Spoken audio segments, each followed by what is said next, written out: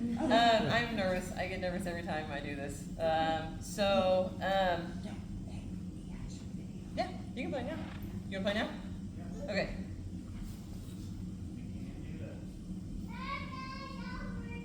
God of my present, God of my future, you write my story, you hold it all together.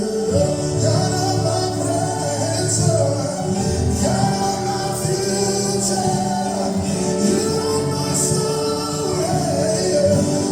hold it all together.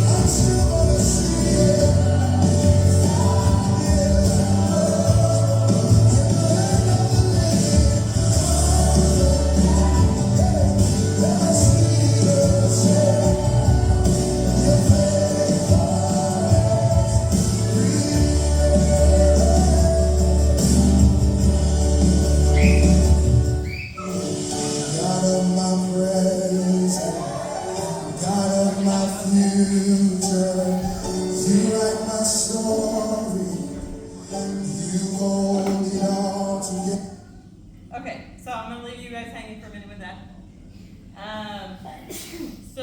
But with that, I'm going to start with Psalm 50:15. Call upon me in the day of trouble, I shall rescue you and you will honor me. And then before I start, about in 2016, I was at a service and Psalm 91:11 was spoke about at the service. And it's He gives His angels charge of you to watch you in all your ways. And wrong arm. I got I got it tattooed on my arm because that's literally what I feel is like my life verse. Anything I talk about tonight that is sinful, I don't want to glorify that at all. I just wanted to show that God, the Holy Spirit, Jesus was with me and had bigger plans, and everything I turned to that wasn't okay. So my name is Nicole. I am from Fresno, California. I grew up with a lot of family, a lot of love. My parents were divorced when I was 6 months old, so then that gave me more family. I'm the oldest, and I'm the only girl. I have 5 younger brothers, and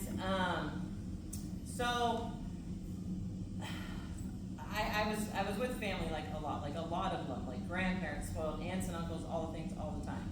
So one thing I realize now, my first addiction wasn't drugs. My first addiction came at a young age, and it was I needed to be tough. Everyone around me was boys. I was the only girl ever. And so, I needed to fit in with the boys. I wanted to be like the boys. So I got to be tough like the boys. You know what I mean? So, even as a little kid, 5, 6, 7-year-old, that was an addiction for me. That's what I obsessed upon. The boys needed to accept me. And it worked. It worked pretty good. So another one of the main people in my life that caused me the most trauma from a young age was my stepmom. I had a stepmom who hated me. She was very jealous that my father was married before, that had me, and she took it out on me in a lot of ways. Had me constantly fighting to be a part of my dad's life, and just when I would go on visits, she would lock me outside. When my dad was at work, she would always talk bad about my mom and the family that I was really close to. And when my dad would come home and I just want to beat by my dad, she would make me move away from him. Go away, leave him alone, get away from him. And so my dad started seeing that I was a really sad kid, he said. I was sad that he was tired of fighting back and forth with my mom about visitation and whatnot. So he kind of just let me go after one day I was in kindergarten. It was visitation weekend. He wasn't going to be around, and my stepmom was picking me up from school, and I knew that I had about an hour up time. And I tried to sneak to the nurse's office to get them to call my mom to send me home. But they'd already known my game. I'd done it a million times. It wasn't going to work. And so it was the first time I technically ran away. I kind of lived like 2 blocks from the school, and so I snuck below the window and boogied home. I broke in through the kitchen window, climbed in. I mean, there were police looking for me and everything, so I know it was very scary for everyone. But when they found out where I was, an uncle came and got me from the house, and they took me back to the school and gave me to my stepmom. And that was a really bad weekend for me with her. It was the first time that I'd ever been hit by my dad because of what my stepmom said was going on. Spanked with a belt, kept me in the room all weekend until I went home to my mom. And then after that, something changed with my dad. He just said, when I want to come visit. Like, you know, he's not going to force me. But he still didn't fight for me. He just kind of went off what my stepmom wanted and what my stepmom said. So there was a lot of back and forth with that. For years through elementary school, I choose when I want to go there, and then I would go have a good time with my dad, and I'd feel bad because I was leaving my mom and my brothers behind on that side, and then it was just an emotional roller coaster. So right before 7th grade, so the next addiction that I had was gangs. I think trying to be tough and wanting to fit in with the boys all the time, and just being part of that led me to make gang life like just so cool. It was so cool in my eyes. Like, oh, I'm already tough. The boys accept me. I'm just gonna keep rolling with it, you know. So I started getting into some trouble in those aspects, like staying out, like not real late, but till the street lights came on, not telling my mom where I was, and just fights and just bad stuff. So my mom stuck me in a private school, which didn't do me any better. Like, I was the tough girl at the private school. And so during that time, it was middle of 7th grade, and hadn't talked to my dad in a while, and I was fine with it, but I was walking home from school, and I noticed a car following me after school. And when I would look over my shoulder, I'm like, there's no way that that's my stepmom right now, like basically following me, stalking me. So it kind of got me scared. I didn't want to talk to her. I knew she hated me. I hated her. And she finally had me come talk to her on the walk home, and she said, hey, you know, it's spring break. Your dad misses you. Why don't you just come visit us for spring break? Just saying. They said, well, my mom's not home. It's like, well, go home. You'll pack a bag, leave your mom a note. So I'm like, okay, fine. And so I packed a bag real quick, and I left my mom a note on the table that says, with dad, be back. So of course she got home and was in a full-blown panic. Couldn't find me, didn't know if I was really with my dad, if I'd been kidnapped, whatever. Technically I was being kidnapped, but it was by my stepmother. 2 days into being down at my dad's, they let me know that I was never going home. And it just like devastated me, like, what do you mean I'm not going home? So they had told me that because of the trouble I was starting to get into, my mom didn't want to deal with it anymore. Like, she's just like, take her, stay, don't let her come home. Well, I guess they were telling my mom that I hated her. The reason I was doing the things I was doing is because I didn't want to live there. And so for the next 2 years, my mom, my grandparents, my brothers, my aunts, uncles, all the part of my mom's family that I was so close to were cut completely out of life. Because to my stepmom, she needed to erase whatever had to do with my mom. And so she tried to make it like, you know, you're here now, that part of your life is gone, and you kind of needed to do what she said or she was going to make your life pretty miserable. And I hated every minute of being there. So fast forward to the summer between 8th grade and 9th grade, I was going to do some model, and my parents had gone on a motorcycle trip to Sturgis, and we were left, me and my other brothers were left to stay with my stepmom's uncle, and it was in town because we were up in the mountains. And before they left, me and one of my brothers, it was our job to clean out the car. And we never could get into the glove box. And so the glove box was open one day, and I opened the glove box, and there was just all of this mail in there, cards and letters and all these things, and they were all to me. And they were from like my grandparents, my aunts and uncles, my mom. And so the whole time I was sitting there believing like they literally just let me go. Like, no one tried to come get me, no one tried to come find me, like nothing, but they had me the whole time, and my stepmom was keeping it from me. So before their trip, me finding those things, kind of, I don't know, it just changed something in my mind that I'm finally gonna maybe go against something with my stepmom. I didn't care how it turned out. So I went with a cousin to a place that's kind of like wild water, but it's called Clovis Lakes. And I ended up meeting a boy in a group home. And I just thought he was the best thing ever. I'm in town, my parents are gone, I'm gonna, rebel the only way I can. So that night, I decided to sneak out, and I walked 11 miles to a group home and lost my virginity to this boy in this group home. Told my cousin about it. Well, our older cousin, who thought he should be protective, told his dad and my stepmom and my dad. So when they came home, like, everything broke loose. Like, my stepmom flipped out on me, like I was never going back to school again, like, she was gonna beat me like every day, blah, blah, blah. And my dad just kind of sat there and just let her talk to me however she wanted. And I was just thinking, like, what is going on? Like, why aren't you just sticking up for me at all? You're just like sitting there. And my only response to get out of the situation is I flipped out and I told my dad, I said, if I don't get out of here, I'm going to kill her or I'm going to kill myself. And she just, and then that was my way out of there. Did I really want to kill her? I don't think so. Did I really want to kill myself? No, but I didn't know how else I was going to get out of the situation.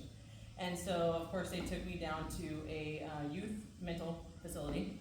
And when I was there, I convinced the doctors and whatever that, like, I'd rather go to a group home. You can send me to juvenile hall wherever you want, but I'm not going back to live with that woman. And so they started asking, like, where my mom was. I'm like, you can try to reach her, but she doesn't want me, whatever. Well, when they reached out to my mom, within like 5 hours, my mom came and she picked me up. And so everything I wanted to go back home to my mom and all these things was happening. But at the same time, when I saw my mom and I went back home, everything was different. Like, my brothers were bigger. They'd gotten rid of my bedroom. It was just different. So there was, deep down, I was mad at my mom, I think, and I resented her. So I was like making her buy me everything to like make up for all this lost time, and like, how could she? And then I started treating her really bad. And then the friend group that I had grown up with was still there, but they were still doing even worse things. Like, some of them had gone to like CYA, which is like California Youth Authority, which is kids prison. And so like, I just was gone for like 2.5 years and came back up, but they were like full swing, even harder into things that before I left off. So when I was 15, I started running around dating some older boys. And then while I was in high school, I met a best friend of mine. And we would go, I call it the hood, but we would go party in the hood where all her older siblings lived, smoking weed and drinking and stuff. And I'd never known what like hard drugs really were before that. I've heard about them in school and all the good things, but weed and drink, it's not gonna hurt anything. Run around stealing things, causing trouble. What was so bad about that? And then one day, the apartment upstairs, I noticed this guy. We kind of always watch us swim. I'm like, who is that? She's like, that's my brother. He's bad news. Don't go up there. Don't go around. When you tell me it's bad news and I think he's cute, I'm gonna go up there. And so I ended up starting to hang out with her. I was 15, so it was her 23-year-old brother. And I was really confused about what was going on in this apartment. Like, everyone would sleep all day and they'd be up all night, and it was kind of dirty, and it was really, really weird. And come to find out, one morning I woke up in the bed asleep, and everyone was like in the closet and didn't know what they were doing. Like, they were smoking something in the closet and it wasn't weed. Made me a little nervous, but now I kind of knew what my friend warned me about, like, don't go up there, it's trouble. And then a couple weeks into the summer, her older sister and her boyfriend were going on a drug deal.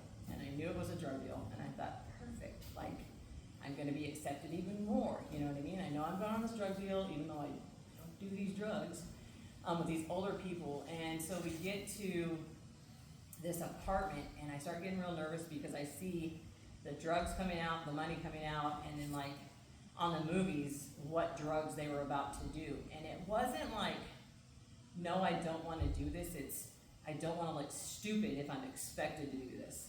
And so as it was coming around, the older sister that I was with, she's like, no, she doesn't do this. And I remember the girl and guy that were on the other side of the room got really, really mad. And they're like, what do you mean? And they're like, she doesn't do this stuff. And they're like, well, then why is she here? And at that point, the sister's boyfriend was like, just do it, it's not that big a deal. And I was just like in full-blown panic, like, oh, I don't have it, it looks stupid, like, what do I do? And that was the very first day I ever did a line of methamphetamine. And I tell this to a lot of people that I encounter, that in the NA stuff it says, you didn't get addicted in one night, so easy does it. For me, that's wrong. I did. From that moment forward, I was completely hooked on crank, speed, meth, whatever we called it. And as a matter of fact, the toughness, the feeling of like acceptance and just this feeling of toughness I was trying to reach inside, that I was never able to just fully like get there. After I did that line and we left, like I was there. I'm this 15-year-old girl who literally thought, we can go take the money and the drugs and leave. And I really felt like I beat up a grown man. And they were like, just get in the car, oh my gosh, what do we do? So, but at that point, once the brother that I was seeing knew that I was secretly doing meth with his siblings, it changed something. I went from hanging out with groups of guys and friends and boys that like protected me and we did bad things together to people, to now being in a relationship with someone who beat on me. So 15 years old, I start getting beat on by a guy that I thought I loved. So that went on for about, I don't know, 2 years. I was 15, 16, almost 17 is when I finally left him. And I didn't leave the guy because he almost killed me a million times, or I was so strung out on drugs, like I was a 00, clothes didn't fit me, anything. I left because he started talking to a younger girl. But from that, I moved on to a guy who was, when I was 17, he was like my parents' age. He was about 39. And so in that relationship, he didn't ever put his hands on me, but looking back, it was just really weird on its own. Like, this is someone like my dad's age, and like I'm dating him. While dating him, a lot of drug dealers would hang out with us, like we would give them rides places. So they were technically our friends, but not really. They were just using rides. Well, I started having a crush on one of the drug dealers. And so while the guy that was older that I was seeing would go to work every once in a while, I started hooking up with the guy that we were running around help sell drugs. And I found out I was pregnant when I was 6.5 months pregnant by the drug dealer. So I was doing drugs the whole time I was pregnant. Went to Planned Parenthood one day, they're like, oh, you're having a baby in a couple months, and everyone was just shocked.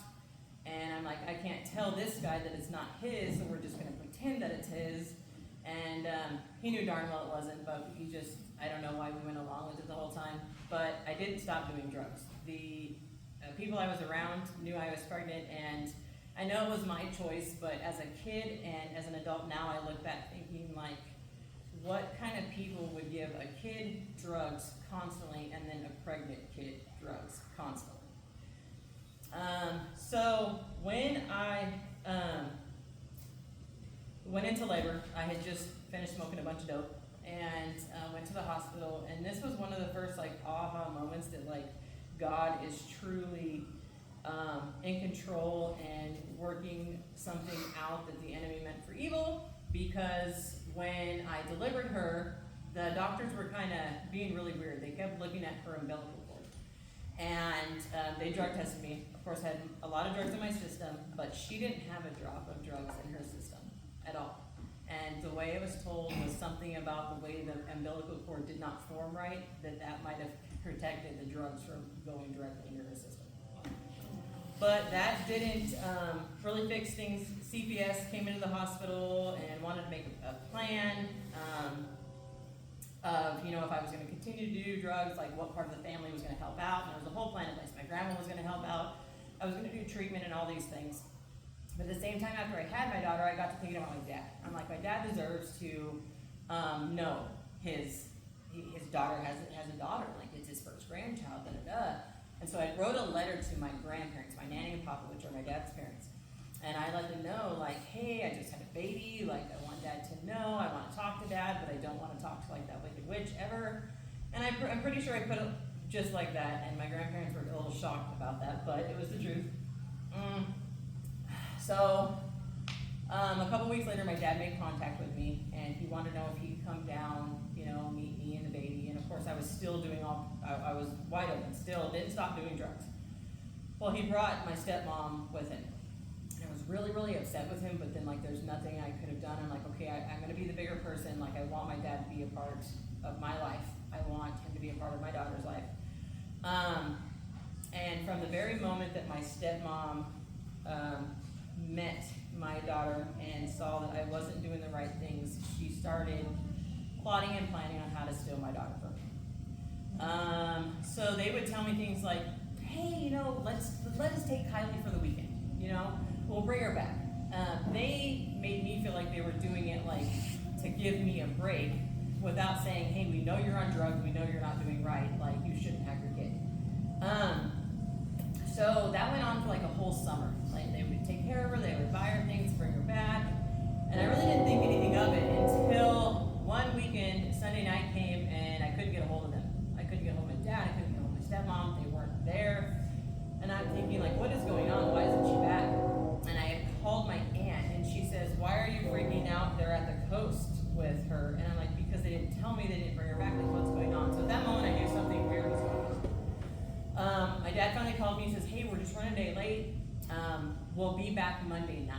I'm like, okay, no big deal. Well, Monday night came around, evening came around, nothing. And I had got a message left at a place I was staying from the Bass Lake County Court. And they're like, reminder, you have court tomorrow. And I'm like, I'm not in trouble for anything. Why do I have court tomorrow? It was a guardianship hearing over my daughter that I had no idea about. And so we all showed up at court, and the judge was really, hard on me, what's going on, and did you serve her? And I'm like, I didn't know anything about this court date. So me not knowing about the court date and them kind of going around with their lawyer in a non-legal way to keep my daughter made it so they had to give her back to me that night. So I had 30 days before the next court date to have a guardianship or hearing on her, and they're like, get a place, get sober, do these things. And I didn't do those things. I just kept doing dope, and everyone around me knew what was going on and what I was about to lose, which was the baby I wanted, all my life. And no one cared. And a month went by real fast, and I went back to court, and I was told in court that day that they were going to be granted temporary guardianship of her for 1 year. I had 1 year to get myself together and all those things, and so that evening I was to go to their attorney's office and hand over my daughter. So at 11 months old, I walked into their lawyer's office and I handed over my daughter, and I still left and did not do what I was supposed to do. I turned to drugs even harder. I started running around with people. I ended up leaving the guy that I was seeing at that time. I ran around with even, more dangerous people. They would use me to set up I was willing. So when I say use me, I was still the pawn, but I was willing to be the pawn. I would know guys that would sell drugs, and we would lure them over.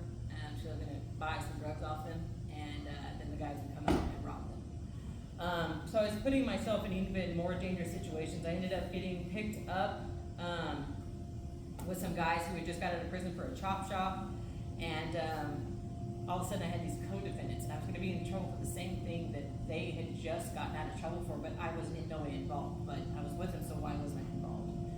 And so this was the second opportunity to go to jail and get out. That kind of God was like, okay, here's a chance. You've been sitting in jail for a few months. Here's a chance. Me and one of the guys got an offer. If we both agreed to a charge, we wouldn't be facing the same things as the main guy was facing. But there was no way for us to communicate that. So I'm sitting there hoping and praying, in court, please don't be stupid, please don't push this. We both agreed, we both got out of jail. Did I stop doing drugs? No. I'd been in jail for a few months, didn't have any drugs in my system, and went right back to the drugs that were ruining my life. At that point, my stepmom and dad had a lawyer that was coming to meet me, talking about like they want to adopt Kylie, and I'm like, absolutely not. So I fought him for that for a while, and then I had met with the attorney one day, and they're like, listen, here's the deal. This is what they're gonna do. You have a lot of court things still coming up, which you're fighting. They said if you do not sign over rights so they can protect her, so no one else can take her, so like she doesn't get lost in the system, so you can get your life together and then be a part of her life when everything is better, that they're gonna go to every court date and they're going to stand up in front of the judge and make sure that you get the maximum sentence that they will hand you. And I'm like, I don't want that. They hadn't been to prison, I didn't want to go to prison. So something in me is like, surely I can trust my dad. Surely I can trust my dad on this. And so I signed over rights to my daughter for them to adopt her. And as soon as the ink dried on that paper, my stepmom started erasing me from everyone's life completely. They didn't help me get my life together. They would hardly talk to me ever again. And so I just kept running. I just kept diving more and more into worse situations. I ended up running around with a guy I had met when I was 15 who was quite a bit older, who was really big in some gang situations. And I was supposed to go with them on this, I don't even know what we were going to call it. We were going to go rob someone, but I didn't go. I stayed in my mom's apartment in bed because I was too burnt out and tired to go. So the guy, his friend, a girlfriend, and another girl went. And I know when they came back, they were in a complete panic. They had a lot of money. They had a lot of things that they shouldn't have had. And everyone was trying to burn clothes and a lot of things. So I never asked what had happened. I can only imagine what they did to this person. But there's another time. God kept me out of a situation that could have ruined my life forever. So at that point, running around with him, this is a guy who would never put his hands on me ever, and he started using the needle a lot. He didn't before, so we would go hotel to hotel, spending all this money, doing all these drugs, and one day he just freaked out on me in the hotel room and took me to the bathroom and had a gun, and I was like stuck in the bathroom with him for like 12 hours, thinking like he's literally gonna shoot me in this bathroom because he's losing his mind. Somehow he left to go see another girl, and the guy and girl that were there with him were like, hey, where do you want to go? We'll take you wherever you want to go. And I'm like, take me back to this apartment I know in the town I'm from. And I got there, and I called my dad. And I called my dad, told him what was going on, and he came right down to get me. My stepmom was very pissed off that he came and got me. How dare him bring someone like me and what I'm involved in into their house and around my daughter and all these things. But my dad actually stuck up for me at that point and was like we're gonna help her. Like we're going to help her. He went to court with me, and I got sentenced to go do like 90 days in a rehab. And so for about 2 months I was waiting for a bed date. Was able to like get to know my daughter there. She was almost 2 at this point. Like from a distance though, because anytime I would try to get close to her, my stepmom would throw a fit and tell my dad to tell me I'm getting too close. There's no room for me, you know, in Kylie's life. And my dad would have to break the news to me like, hey, listen, like, you gotta back off for a little bit. And it just shocked me, like, what do you mean back off? So they checked me into rehab, and things were going good for a couple of weeks. They'd come visit me on the weekends. I remember my daughter running in to see me at treatment, just excited, recognizing who I am. And for some reason, the rehab in California thought it's a good idea. After you've been there so many days, you're allowed to be a buddy for someone. You can go escort them out to appointments wherever they needed to go. Well, one of my best friends was in there, and I was able to be her chaperone out. Bad idea. As soon as we hit the bus, we were like, we can stop right here and get some dope. And so we got high all day, went back to rehab that night, and like it was jail or something, we waited till everyone was asleep, and we grabbed our stuff and snuck out before they could drug test us. So as I was leaving that night, knowing I'm like running from the visit that's about to come up with my daughter, I knew I was probably never going to see her again, but that didn't matter. Doing dope was a stronger urge than any of that. So from there, I end up meeting he's my ex-husband now, but a man that I've known since I was about 5 years old. Kind of had a crush on him all my life. He was about 8 years older. His parents were best friends with my aunt and uncle, so I always knew who this guy was, but he was always in trouble. He was always in prison. Well, right when I turned 21, I got a phone call from my mom saying, guess who's at the apartment? And I'm like, who? And he gets on the phone, and he says, hey, and says who he was, and I was just like, oh my gosh, you know? And that was the start of the relationship with me and the guy who was going to be my husband. He was on parole. I was running from the trouble I was in. I was going to go do like 2 years in prison. We were both, they called it absconding, doing drugs. And then one day at his parents' house, parole came out there. They swept on us. They picked him up, took him away, arrested me. Somehow, he was going on a violation for a year anyway, but when I had a reappearance in front of the judge, I'm like, okay, I'm going to go do the 2 years for all the stuff I've been running from so long. I had one more chance. I do not remember how it worked out, but I was sentenced to a year in county jail. And I'm like, oh, I can do year in county jail, like not prison, oh my gosh. So he did his year in prison, I did my year in county jail. I got out 3 weeks before him, so I got out in October. And then he got out November 6th. November 7th, we went down to parole, and we went to the courthouse and got married. And the love of my life was back in prison by the 10th, on his way back. So that was like really, really, really devastating to me. I didn't do what I was supposed to. I had a good job for a minute, staying at his parents' house, staying clean. And then I went back to the old friends and relapsed while he was in prison. And I didn't think at the time what it was doing to him. Him sitting in prison, not knowing where I was, not knowing what I was doing. I didn't care I was on drugs. Like, I wasn't doing anything wrong, really. I just disappeared.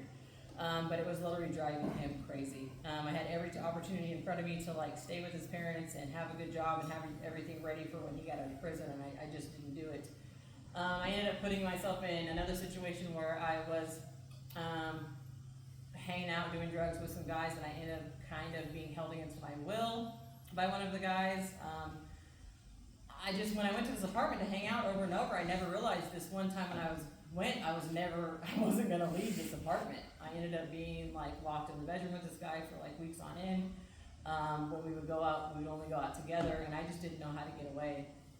One day we went looking for drugs and with his brother, and I'm like, I'm gonna go to this apartment of people I know. I'm gonna get there, I'm gonna tell them, hey, I need to get away from these people, and they're gonna help me. Like, pretend you have drugs. Well, these people were afraid of the people I was with, so when I'm like, you gotta help me, I cannot leave with these people, they're like, oh, we're not messing with this. And I got thrown down a flight of stairs and dragged back with these people to this apartment. These people finally fell asleep, and it was my opportunity. I threw my slippers on, and I ran as fast as I could and got away. So staying with my mom in between times, my husband at the time got out of prison, and he's like, listen, I have one opportunity. I have the opportunity to move to Missouri with my cousin, finally get off parole after all my life. Do you want to go?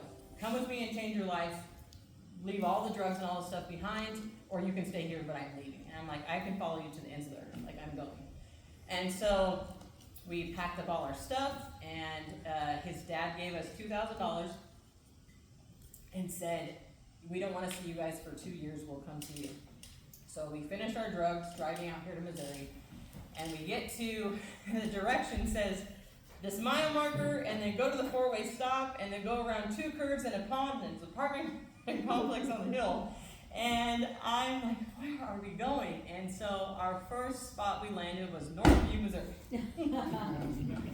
And we got there, and I'm just like, where are we? Like, I don't know if I can do this, but I'm just like, yes, we can do this. We can do this. We're going to have the life that I wanted so badly. We're going to not be doing drugs. We're going to have a home. We're going to have kids. We're going to have a family. And as soon as we got there and got settled in this cousin's apartment, everyone came over like to meet us. It was like, these country people saying hi, these people from California. And we were asked, did we bring the good stuff with us? And my heart just sank, like, what? Like, what do you mean? Like, I thought you guys didn't do drugs. And then for me, you guys just moved to the meth capital of the world. Like, what do you mean? And it just devastated me because, I left all of our family behind to come here to start a new life, somewhere I knew nothing about, and we just picked up where we left off. Out here, the domestic violence got worse with my husband. Within the first month of being here, he broke my nose. He went to jail out here, like 24-hour hold. Just little things. And so when we wouldn't be doing meth, he turned to all the other drugs. He became a bad alcoholic, and he would just do anything he could get his hands on. Fast forward, I found out I was pregnant with our son, and I'm like, this is gonna change everyone's mind. Like, I'm sure I'm saying right there. So there's a couple pictures up there of like when they were littler, and I'm like, perfect, I'm pregnant with my son, everything's gonna change, like he's gonna stop hitting me, we're really gonna stop doing drugs and all these things. The problem is out here he became a very high functioning addict. Out there he was like this convict that went out of prison, was like a menace to society. Out here he was able to start working like the stainless steel industry, and he never would get fired. He held down good jobs, and we had money, and we had our homes we owned and all of the things. And so from the outside it looked like everything was perfect, but on the inside, I mean, it was pretty sad.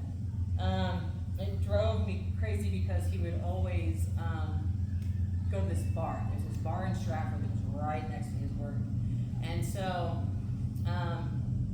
it was just me and my son. And then I found out I was pregnant with our daughter, and I thought, okay, 2 kids, he's gonna get his stuff together, he's gonna stop beating on me, all these things. It didn't. There were times, we found a church called Hillside Christian Church right when we first moved out here, and we would be like the Sunday, Wednesday people, checking boxes and all those good things. And I didn't ever really want to go back to doing dope, but when he did it, I would follow because I felt like we spent time together, like it brought us closer, blah, blah, blah. We would I would have periods of time that I wasn't doing drugs, but he was still drinking heavily and all these things. And lots of situations where he beat me up pretty good. Well, we ended up getting involved with some people who actually cooked methamphetamine out here. And this was about 2015. 2015, when he started hanging out with people that cooked dope, it really changed things even worse, and I didn't think it could get any worse. The drugs didn't stop.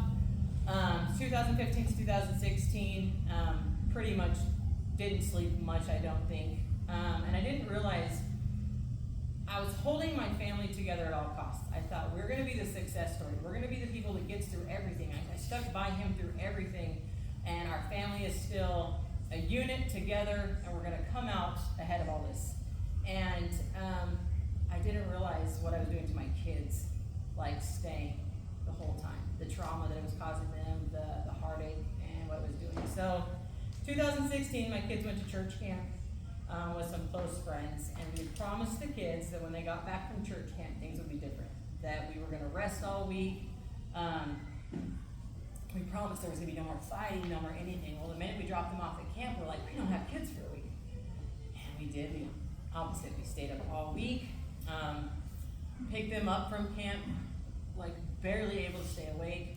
And the night they got home from camp, that Sunday morning, we were supposed to go back to church. And then we're supposed to see what they did at camp and the slideshows and all the things. And that night, Larry and I started fighting. He took off on his motorcycle. And I knew something was different that night. When he finally came home in the middle of the night, he was very paranoid, wanted to know who I'd been cheating with, and all these things that he'd always accused me that were absolutely not true, like for a while. And he told me, let's go talk in the bedroom so we couldn't fight in front of the kids. And I know that wasn't gonna be good. Like at that point, our daughter hadn't trusted us going to talk in a different room because I'd always end up hurt. So we went in there, and he threw me on the bed, put a pillow over my head, and pulled the gun out and cocked the gun, and I screamed. And my kids came running in. And so the kids came running in, and it just kicked the night off into this whirlwind. So for about 5.5.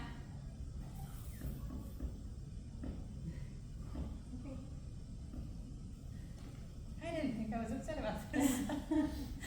So for about 5.5 hours, he kept me and the kids in the living room with him, and he beat me like a dog over and over. He kicked me and threw me and punched me to where I would curl up in a ball because I know he was coming to hit me again, and the kids would be right there screaming because they thought I was crying. honestly thought I was going to die that night. I kept begging them, like, go out the window, go across the street, just go, like run. But they were too traumatized to leave me. And so I don't know why or when he stopped punching me. Maybe he was tired, I don't know. But at that point, it was like, sit on the couch. And so like I'm beat up, sitting on the couch next to him. And the kids laid on the floor right there and fell asleep. And the next morning, I had to tell the pastor and his wife why we couldn't go to church. And they came and like, but come get the kids, please. Like, come get them. And when they got there and saw me, they were like, I don't think they knew what to do. But I'm like, take them, we'll bring them back after church. Well, after church, I was like, where are you guys? We're like, we're eating. And so these feelings that I felt before with my daughter when she was supposed to be coming home, but wasn't coming home, started like, it was familiar to me again. I was like, wait a minute, like something's not right. And what was happening is my friends who had the kids were stalling out, waiting for the police because they turned me into DFS for child abuse and neglect. And for a long time I was really bitter, like, why didn't you call to get me help? Like, why did you turn me into DFS? And so I felt very betrayed. But that was the first time I had to go clean. Like, DFS got involved. Larry went to jail for a little while. I was told if I wanted the kids back, I had to go to treatment. So I went to inpatient treatment at Carroll Jones for 30 days. The kids came there and lived at Carroll Jones with me. Like I got the kids back right away. I was there 3 days and they had to come live with me. So my kids literally were forced to do 30 days of residential treatment with me. But like I had them with me, so it was like, it doesn't matter, they're with me, and no one can take them away again. And so between 2016 and 2019, the kids had been taken away 3 different times by DFS because I kept going back. The drugs would come up again. He would beat me again until May of 2019. I was not sober. The kids were older now, and they had friends over. Larry had been working night shift, and he came home the next morning and was just freaking out, trying to cut open the trunk of my car. And then I was out there arguing with him in the driveway. We had a hose that we would drain the lift station for the septic tank when the pump would go out. I knew what it was for because when Larry would go to jail, like I'd be out there fishing the hose out in the woods. My kids knew what it was for. Well, as Larry and I were in the driveway arguing and Summer comes out yelling, he had the hose hooked up to the water spigot and he decided to spray us with the hose, and that set my daughter and my son off because they're like, that's the crap hose. Like, even though it was at the water, they were just like freaked out. So my son was in the window about like that dual pane inside, and he was banging on the window to tell his dad, like, stop. And my son was so mad, he punched through the dual pane windows and then brought his arms back in and just was bleeding everywhere. He was cut, gashed, very close to arteries. I wrapped his arms in towels and we went to the hospital. So while we're at the hospital and they're getting glass out and stitching him up, being like, he's so lucky. Like, if the screen would have been on the window, it might have jammed and it wouldn't have been good. I get a call from the police, like, where are you guys? Like, there's blood everywhere. The neighbors called and like, we're at the hospital. Like, well, what happened? And they went and they found Larry asleep on the garage floor. Well, they thought he'd killed himself. And he wasn't. He was just asleep. So they take him to jail, but because Larry didn't technically do anything, it was, us fighting and fought choices, they let Larry out of jail. And so they told him he couldn't go home. So when me and the kids got out of the hospital and went back home, within about 10 minutes, here comes the police with DFS. And so in all this time, we've gone to a couple different churches. We were involved in like Higher Ground, High Life Church in Springfield, as a recovery church. But the kids are like, we don't want to keep going to a church where we have to hear about addicts all the time. Like, we've lived this, we don't want to do this. So I understood, so then we kind of backed off from church. So when DFS came that day and took my kids for the 3rd time, they're like, do you have somewhere they can go? Can you give a clean drug test? I'm like, I can't. I knew one more place that they could go to stay. Larry ended up getting picked up and was going to go do some time in prison. June 1st, 2019, I woke up that day, which is my daughter's birthday, and people ask me all the time, how do you do it? How do you not do drugs? Like, what keeps you sober, or what made you stop? And all I can say is God, because all my life, everything I ran to and everything that made me want to numb myself or go do drugs, that morning I woke up and that desire was completely removed from me. I had absolutely zero desire to go outside. And God finally said, okay, it's time. I'm going to remove that part of your life from you. And from that day forward, I have been clean. In exactly 1 month, I will celebrate 6 years clean. And I won't take up much more time, but it was always like my story, my testimony before the day I got sober, and then like what was going to come after. We were going to a church in Marshfield, and it was a good church, you know. We liked the people there, and my son and my daughter were involved in youth group, but one day we got invited to go try another church. And we're like, sure, you know, I'll go with my son, we'll go try it. And that church was the Well. And it's the first time I had ever been involved in a church where I was like, okay, this is what it feels like to serve. Because you always hear them talk about, like, sign up to serve. You know, you're called to serve in something, some kind of area of church. I'm like, no, like, I'll do VBS, but, like, that's it. When I got to the Well, it's like I wanted to sign up for everything. Like, I wanted to do kids care. I wanted to do door greeter. I wanted to put stuff out in the chairs. I wanted to do prayer team. I had this such strong desire to just get involved. I'm like, okay, this is the church we need to be at. So when I say that, it's because God knew what was going to come about 2.5 years later in my life, and that I needed to be with the church and with the people at this church that He was making my family. I got involved with Redemption, Brendan. They accepted me like right away. It felt like home. It was like a recovery group. That it was like, okay, this is where I fit. I want to serve in this area. So the way my testimony has changed is, you know, what comes next is that slideshow. So that slideshow is my youngest, my baby, my daughter, Summer. It was a Saturday. It was October 14th of 2023. And she had a boyfriend that had been in our lives. You know, she'd been talking to this kid since like 7th grade. Like, not appropriate, I get it, but it's life. And I would watch her interact with things and feel a lot of guilt because I would see her putting up with things or reacting to things at a young age the way I was with her father. And so it's like it's what I taught her. It's all she knew.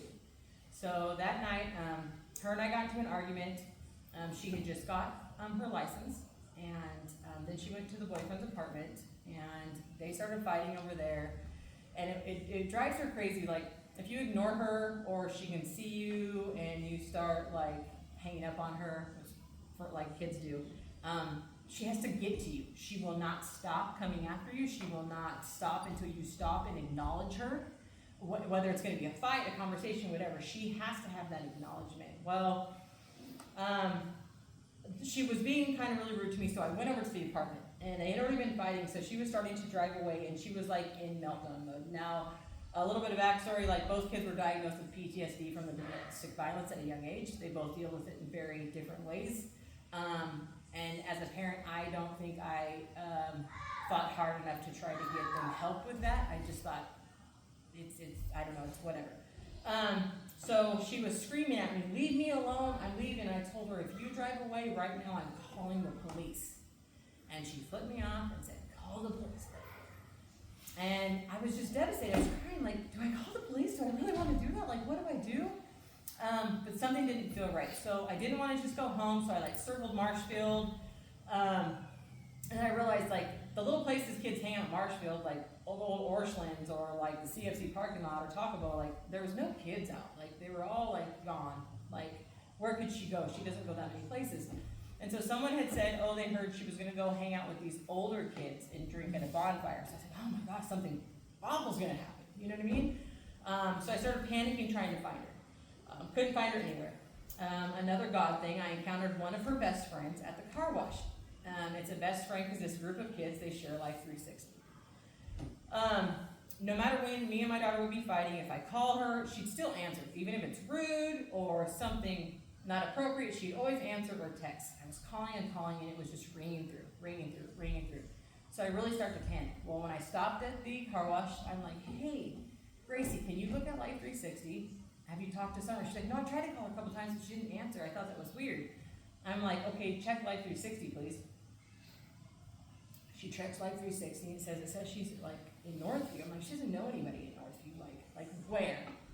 And as she zoomed in, I'm like, that's basically on the side of the road. Like, what is going on? So I start to panic, and I start to go in the direction of Northview, and I called the boyfriend at the time, and I'm like, hey, is Summer with you? He's like, well, she was behind us, but she hasn't been behind us for a while. I'm like, behind you where? I says, Life 360 says she's basically on the side of the road in Northview. And he paused, and he yelled at the guy that said to me, he's like, turn around, go back, turn around. And the sound of his voice, I'm like, okay, so I'm trying to hurry to Northview, completely panicking, and he calls me back, and he's screaming, and he says, Mom, get here now. And he stops, he's like, wait, that's my girlfriend. And I'm like, Chandler, what's going on? And he says, it's bad, get here now. And so I call 911, they're like, man, there's already first responders on the scene.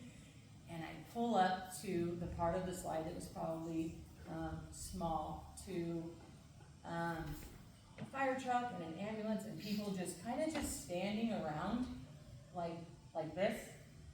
Lots of people, and this car totally demolished upside down on its top in a ditch. And I remember looking at the ambulance, and I see the gurney, perfect, just sitting there. Like, no one's doing anything. And I'm like, my daughter has just died. Like, my daughter is dead. I didn't realize that I never know what an airbag looked like. So all the airbags that were deployed, that I was looking at the car, I thought that was sheets, like covering and protecting everyone from seeing her.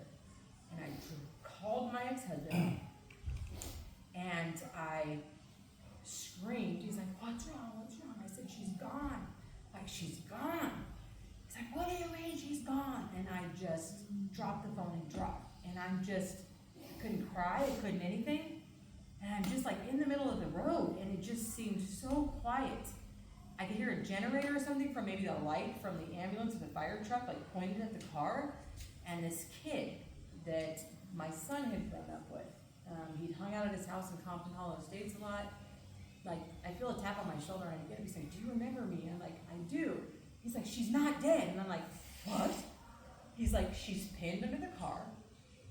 They're trying to figure out the best way to get her out. They need to know what hospital. And I'm like, Cox Hospital.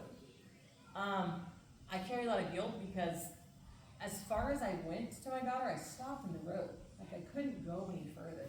Like, I'm like, why didn't I go to her? Like, why did I tell her boyfriend, like, go be with her? And I got in the car and I left. I left to go to the hospital. And I meet my ex-husband at the hospital, and it's like, wait a minute, like, I don't know what happened. Like, they just said, go to the hospital. We're waiting, the ambulance comes, and they send a chaplain out. And I didn't know that chaplains have other jobs other than delivering bad news. And so I'm sitting there asking, and no one's telling me what's going on. We're waiting. And I'm looking through the window from outside, and I see the chaplain come, and I know who he is, and I'm just staring at him. I'm like, he better not be coming to talk to me. He better not be coming to me. He better not be coming to me. And I go inside with everybody. He's like, hi. And I'm pretty sure I used very foul language and wanted to know, why are you talking to me? And he's like, well, I said, I know we are, but like, why are you talking to me? No one gives people in traumatic situations the luxury of saying, they're going to tell you what's going on back there with the doctors. So he's like, come to the back, they're going to tell you what's going on. So we went back, my son, my ex-husband, and myself, we waited for the doctor to come in. The doctor came in briefly, he's like, hey, they're bringing her up. You're going to see her in a minute. But just sit tight. We're like, perfect. We go out with our friends, we all pray, people from the church came, and we're like, okay, this isn't going to be so bad. How it's not so bad, I don't know. And then the chaplain comes out really slow again, and I'm like, okay, wait a minute. And he's like, we need to go to another room. And I'm like, and my ex-husband's like, she's dead. I'm like, So my son, who is our voice of reason, is like we just followed his direction that night. Thank God he was there. We waited forever for this room. This doctor came in and told us, he's like, listen, we cannot treat her here. Like, your daughter is very sick, they said. And they're like, do you want her to go to St. Louis or Kansas City? And we couldn't decide, so my son's like, Kansas City it is. And he started telling us her injuries. So, since there was no skid marks, what everyone can assume is that she was going roughly 77 miles an hour around a 35-mile-an-hour curve, the last one before the tracks in Northview, and she just was too far and lost it. And her car rolled, I'm told, 25 feet, and what stopped the car was the telephone pole. So you can see up high on the telephone pole the mark of where the car stopped. She came out the sunroof somewhere in this, and the way she landed in the ditch, the car landed on her. And I don't care if you think I'm crazy, I know you guys don't, but way I picture that night and God being there, because I've never been able to completely surrender my children. Like, they've been my idol. I put them before God because, I love them so much. That night, I just picture the enemy thinking, look, I'm about to ruin Nicole. I'm going to destroy her. I'm going to destroy her son. I'm going to take her daughter from her. And I just picture, like, the enemy, whatever comes to steal you in a situation, thinking, like, we got her. And then, like, Jesus and his angels being like, nope, we got her. And just keeping her safely landed in that ditch to where it cradled her so the car didn't smash her. So she had a brain bleed. Her ears were pretty much ripped from her head. Her collarbone was broke, her arm was broke, her sternum was broke, her ribs were broke, her pelvis was broke. She has a T6 burst fracture, vertebrae. And then she had, of course, like the 20-inch gash in her leg and just cuts from her feet down. So when we got to go see her, of course, she was intubated. They're like, hey, she started seizing on the side of the road when you left. She's intubated, for brain swelling purposes and all the things. And so I waited with her, and they said, we can't send her on a helicopter. We have to send her on a winged jet to Kansas City. And so I sat there, and they took her to Kansas City, and that is what the rest of the video was like. My church family, the church itself, the relationships, God was preparing for me before I even knew it for this situation, is what held me together. It's what made me confident that all I have to turn to right now is God. God is in complete control of everything. I have to surrender. There's nothing I can do. Needless to say, she'll be 18 in 1 month. We spent 24 days in the hospital in Kansas City and got released. She never had to have a single surgery. She is dealing with a TBI, a traumatic brain injury, but she's functioning. We're going to neurologists and things pretty soon to just check up because of the speech and the memory loss and things. But like, God has over and over kept me safe in all the times I ran from him. All of the things I decided to do that were so evil to other people, all of the things that I did that wasn't showing myself self-love or that I was worthy of everything, he still was there supporting me and putting me on a path that was going to glorify him. And so today I stand here hoping that, like, my life and from bad to good and what I'm doing now and a little bit will reach someone that will glorify him, and just, a little bit of way that will make him proud. My son with all of his trauma and things. So this was Easter. My son is pursuing a career in ministry. That was his calling. I know that, God puts a calling on us way before whenever, but I do feel that people we interact with, places that God puts us, is what strengthens that. Jake Schmidley was a huge factor in force in molding the direction that my son should stay on to go. So he never thought he would do kids, but he is at James River College going for ministry, and he's doing kids practicum. So 2nd grade kids love my son. He is a giant. He's about 6'6". He will be 20 at the end of this year. That is my daughter. Just about a month ago, we were at the river. So I know I skipped around a lot. I hope this flowed okay, but the point of it all is, I'm blessed. God literally is making our lives glorify Him in all the situations. And so I have one more verse that I was going to end with. And this is because I still struggle, man. I struggle with bitterness. I struggle with insecurities. I struggle with guilt. Every day I have to tell myself, God didn't take my daughter. God is doing great things in their life. She got her GED. She is working a full-time job at Subway. Bobby's going to go work at Camp Table Rock to minister to all the kids that he encountered.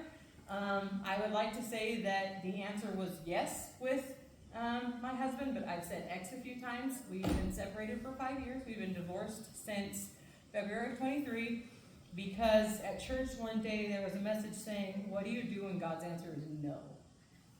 And that really hit hard for me, because what do you mean?